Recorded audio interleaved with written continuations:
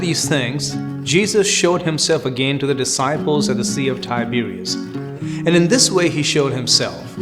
Simon Peter, Thomas called the twin, Nathanael of Cana in Galilee, the sons of Zebedee, and 2 others of his disciples were together. Simon Peter said to them, "I'm going fishing." They said to him, "We're going with you also."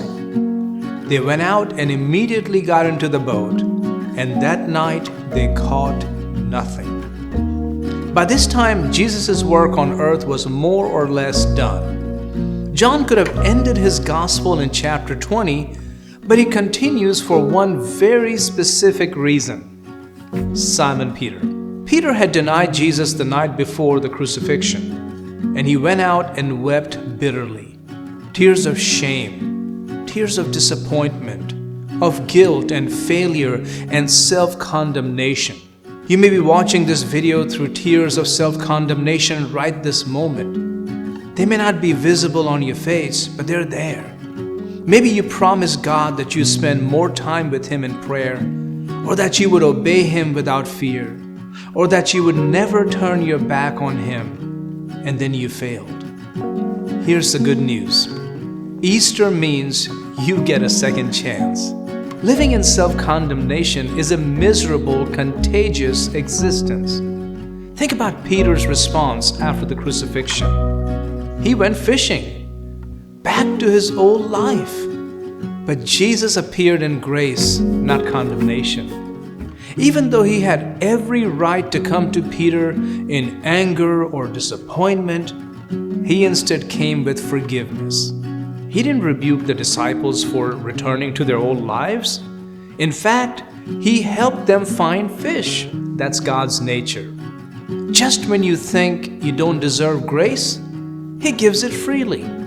Just when you think you've been discarded, He comes to restore you.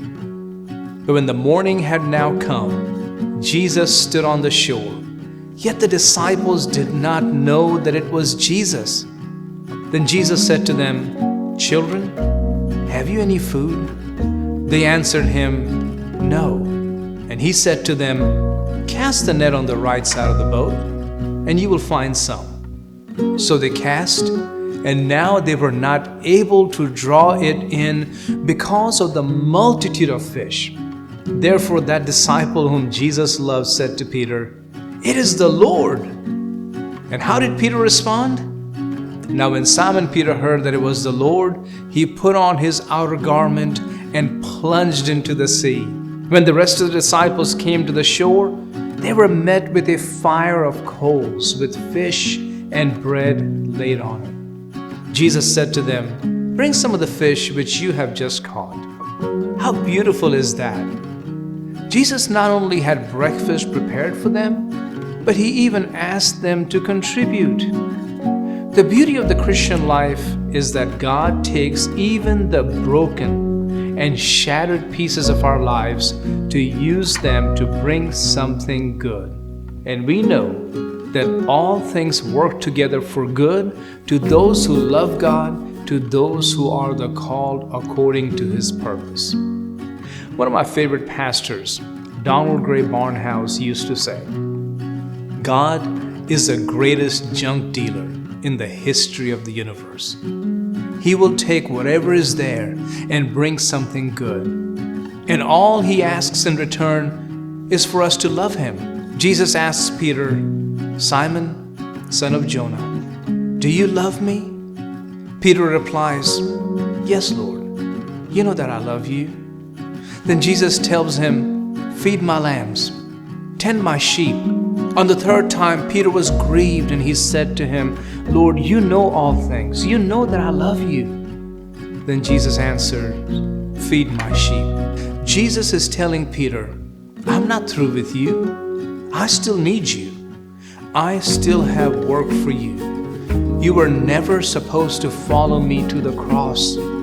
I was the lamb slain from the foundation of the world. I had to die. I had to fulfill the prophecies. You and I cannot go down that path. We cannot die for our sins. We cannot earn our own salvation. All we can do is step back and see Jesus walking to the cross, being nailed to the cross, and dying on the cross for our sins. All we can do is accept His sacrifice for our sins and thank Him for walking that path for us.